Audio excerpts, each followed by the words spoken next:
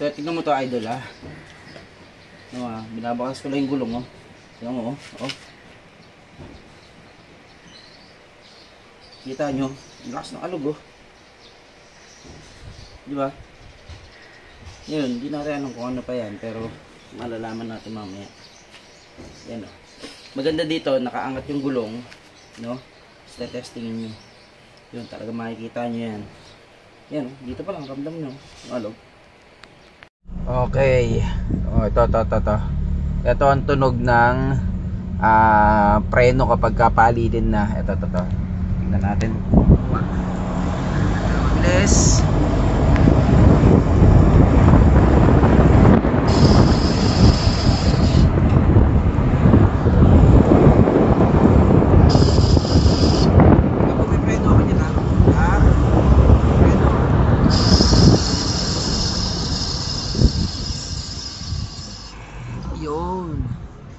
Yun ang tunog nun mga idol. So papalitan natin yung brake pads na itong ating Honda City IDSi. Alright, tara. Okay, so good morning mga idol. Ang target ko ngayon, no, ito yung nakaraan, pininturahan natin yan. So target ko naman ngayon is silipin yung mapang ilalim. So, unang narinig ko, nakita ko is kailangan palitan ng brake pad. So, mahalaga yun. And independent naman yun sa mga suspension parts. Pero checking ko na rin yun. Pero ito muna, brake pads muna tayo. Yun yung target natin today. Kasing gulong.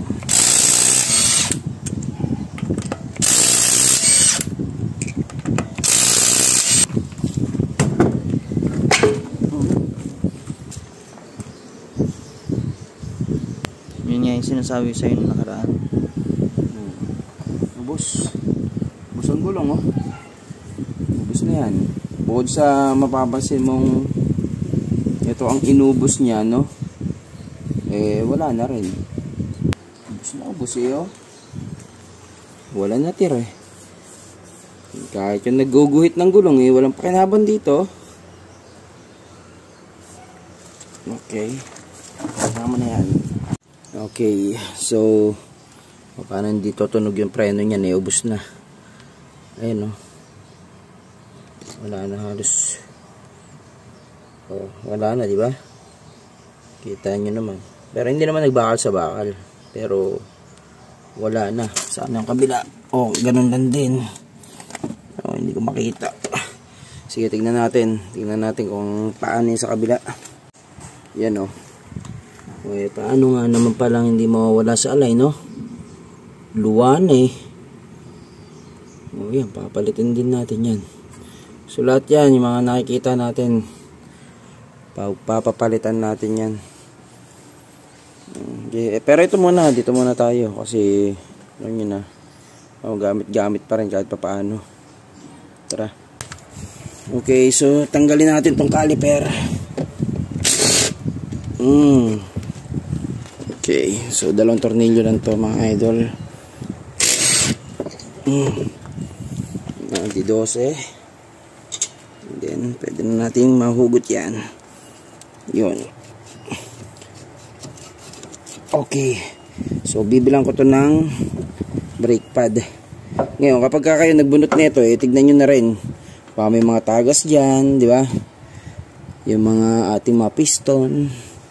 So, sabit nyo. Huwag nyong hahaya nakalaylay mga idol. Yan o. Kasi pag nakalaylay, baka ma-pwersa to, ano yan, kumbaga, baka masira. Yun. So, ito rin. Ito, number 1 to, no. Kapag ka hindi pantay ang upod, naninikit, no. Ito, nabubunot to mga idol. Kapag binunot mo to, pwede mo itong grasahan. So, kabilaan yan, dapat gumagalaw, hindi stack up, ha.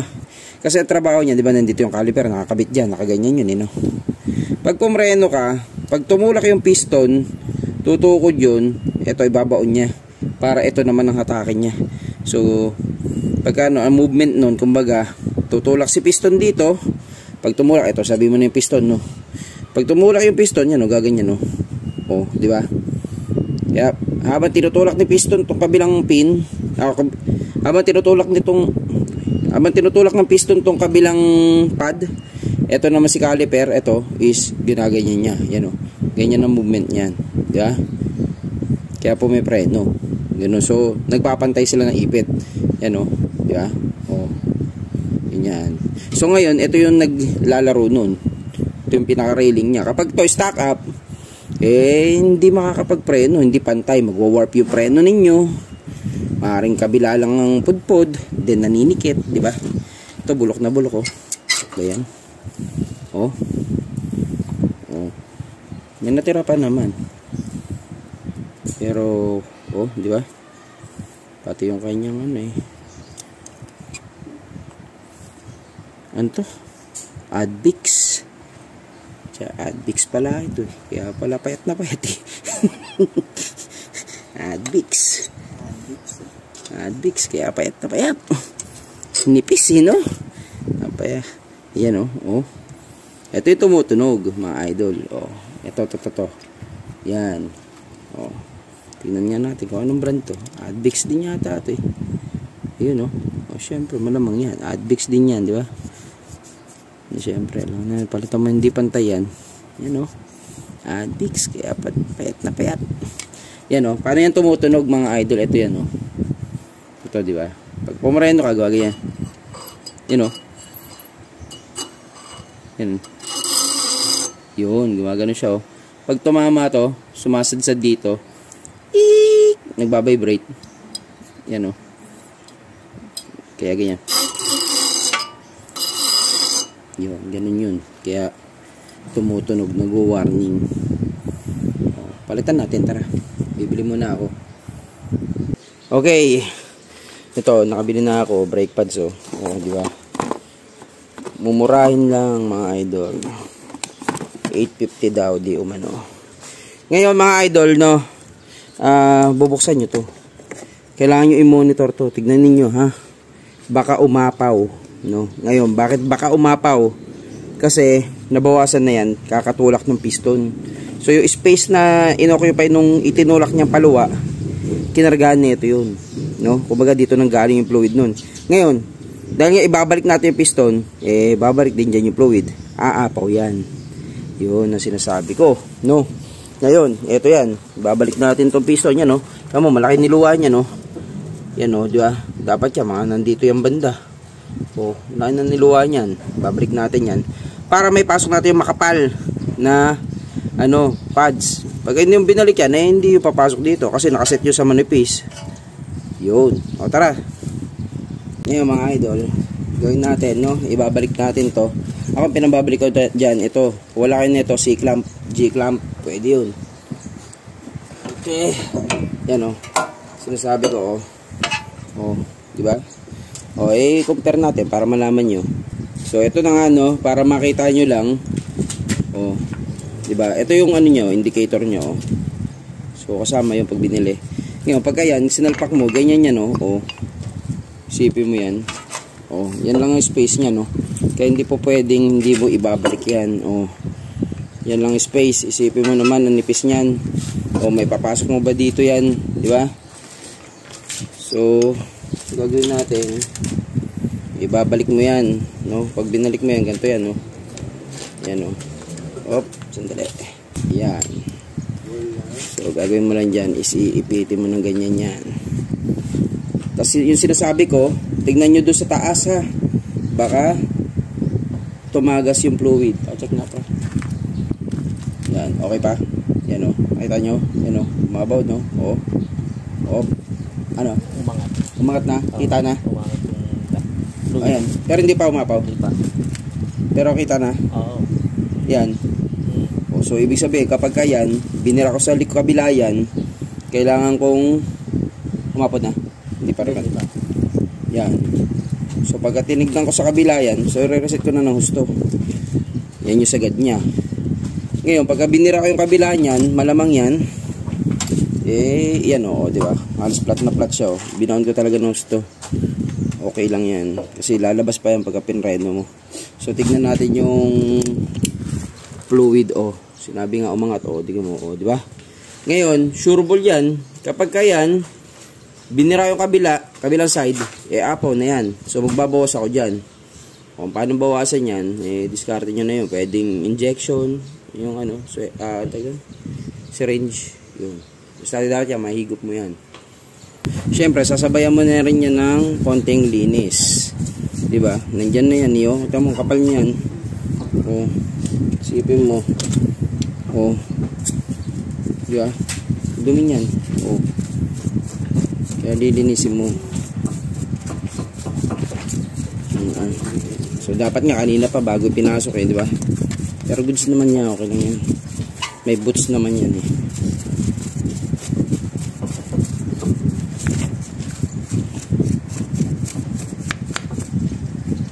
Okay, so yun nga no, linis-linis. Tingnan nyo to, yung pinaka-shim. Sobrang ano eh, oh, nagkakalawang na. Sa iba kasi may pamalit eh, eto wala eh. So ibabalik lang natin tuloy ito. Yan, linisin na lang natin. So, ngayon, mga idol, ibabalik na natin no. Actually nakaganyan yan eh, di ba? Yan, nakaganyan yan. Yan, nakaganyan, di ba? Ngayon, lalagyan natin dito ng high temp grease. Actually, kahit hindi mo naman lagyan, no? Para lang hindi mag-rattle. Anti-squeal, parang ganun ang term nun, eh, no? Anti-rattle. So, high temp grease. Pero meron talagang nilalagay na para dito, eh. So, manipis lang. Konting-konti lang. Yan. Malagyan mo lang. Hindi siya mag-rattle. Kasi itong shim na to is anti-rattle din to eh. Yan. Kalat mo lang. Para protection yan na rin dyan sa kalakalawang na yan. Diba? Okay. Then install na natin. Yan. So pag install mo naman yan mga idols, yan, pag ganyan yan ah. Yan. Oh. Op. Tutulog mo yan dyan. At ito. Yun. So, shoot na siya ng ganun. Diba? Okay. So, ganun din sa kabila. No? Ganun din yung procedure natin. And then, lalagyan na natin yung caliper. So, check nyo to mga idol ha, kung kailangan ninyong nag-stock ups, no? Medyo palo-paloin mo na ng konti. Kumbaga, ganyan-ganyan mo lang hanggang sa lumambot siya. Then, ang target is mahugot. Hugutin mo lang yan. Hugot lang ng ganon. Then, magagrasahan mo na yan. Huwag masyadong maraming grasa. Kasi kapag napuno yung loob, hindi mo naman siya maipasok. Kasi kukompress niya yung grasa. So, malagyan lang, okay na yun. So, ito hindi ko nagagalawin kasi meron pa naman eh. Oh, okay naman yan eh. Oh, wala akong nakikita ang kailangang grasahan. Okay? So, yan na nga ano mga idol. Tuloy natin yan na oh. Nailagay ko na lahat. Then, balik lang natin to. So, sana wala akong nakalimutan ano, ituro. Pero, talagay ko wala naman. Yan. Okay. Then, ito. Yan o, lagay natin dito. Yan. So, yung dalawang tornilyo lang din. Yan din ito sa baba. Oh. So, ganun lang kasimple mga idol ang pagpapalit ng brake pad. Then, good to go na. So, gawin mo na lang doon sa may kabila. And, yung katulad ng sinasabi ko, bantayan ninyo yung brake fluid. Dahil tatagas yun, mga idol. Kapag kinumpress mo na yung piston. So, bawasan mo kung kailangan, dagdagan kung kailangan. At bago po tayo magpatuloy mga idol, ay inaanyayahan ko kayo na dumalo sa isang event na tinatawag nilang Manila International Auto Show o MIAS mga idol yun. At gaganapin po yan ngayong April 4 to April 7 hanggang Sunday po yan mga idol. So pumunta po kayo doon at marami kayong makikita mga kakaibang sasakyan, mga modified, mga restored, yan, at yung mga sasakyan na hindi nyo karaniwan nakikita sa kalsada. At syempre, maglakad-lakad lang kayo doon, marami kayong mga freebies na makukuha. Meron silang iba't ibang pakulo doon at talagang napakasaya mga idol dahil last year nandun po ako at ngayon po ay pupunta pa rin ako sa booth ni Kotse Max mga idol. Katulad na itong car care kit na to. Ito yung mga produkto nila. Puro mga produktong panlinis na sasakyan. At mga chemicals na talagang pakinabang sa inyong mga pagme-maintain ng inyong sasakyan. So paglilinis, interior detailing, exterior detailing, yung mga ganyang bagay at bagay na bagay po para sa mga DIYers nating mga idol dyan. So magkita-kita po tayo doon mga idol. Nandun po ako at asahan ko po ang inyong pagdalo. Salamat po. Okay. So yan oh.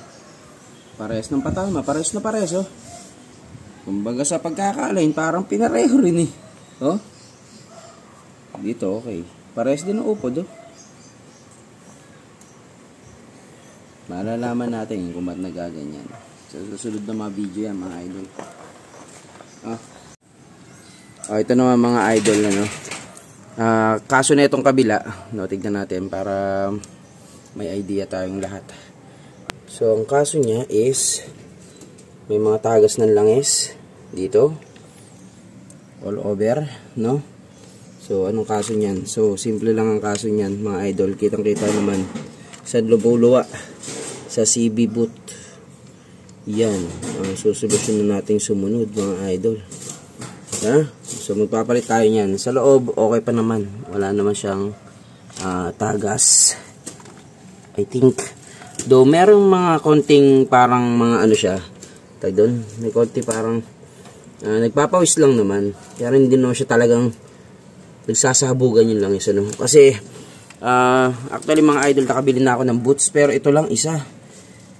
Magsasarado yung tindahan, hindi ako nakabili. Pero okay lang naman, mga idol, okay lang kahit ito lang muna. Pero maganda dyan, sabay, no? Pero ngayon, pakita ko lang muna isa, pasensya na mga idol, ha? Pero dapat sabay. Pero ito lang muna, pero same lang ng procedure. Okay, and then, dahilan ng pudpod, ng gulong, durog na durog. Wow, ito, close up look. Ano pa ba masasabi mo dyan? Wala na. Hirap no mga idol. Tanda ko 3 years ago pinalitan ko to So kasi yung original mga idol hindi ganyan nadudurog. Pero gumagato-gato. Pero ito tindi halos wala nang kumain dyan Ano pa nga ba? Kaya pala puro kalampag. But anyway, re-repairin natin yan hanggang sa abot ng ating mga kaya. Tara. Malayo pa. Okay.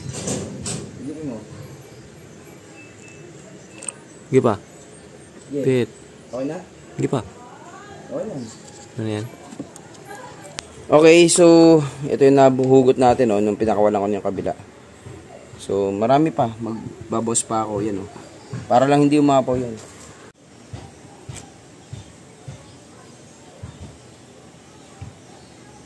Gibang pa. Okay, go. Op. Yan, dami na nadagdag. So, yun ang full niya itong guhit na to. So, palagi ko sakto na. Pwede na. Goods na yan. Okay, so yun lang po muna mga idol So, wag niyo pong kakalimutan yung tornilyo higpitan. Yan, mahalaga yan.